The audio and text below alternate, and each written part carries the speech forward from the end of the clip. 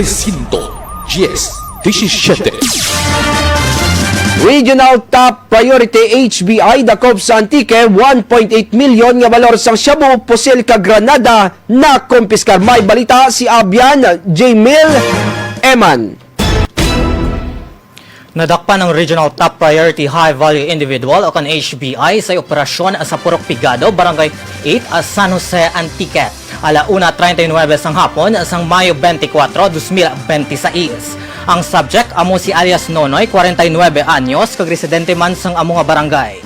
Sunod sa San Jose Municipal Police Station, kabahin sang PDEAN Regional Target List ang among nga suspect. Ginpatigayon ang operasyon pinaagi sa implementasyon sang tatlo ka search warrants may kaangtanan sa paglapas sa Republic Act 9165 ukon ang Comprehensive Dangerous Drugs Act, Republic Act 10591 o kon Comprehensive Firearms and Ammunition Regulation Act, kag Republic Act 9516 o kon Illegal Possession of Explosives.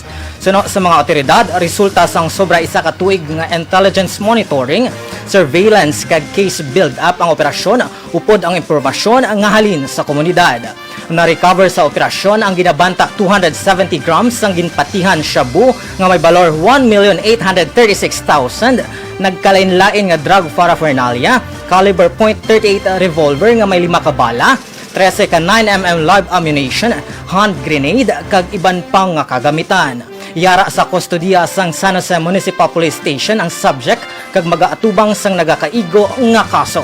Ini si Jamil Iman, intern gikan sa University of Antique para sa balita nga may integridad kag prinsipyo. Live Radio.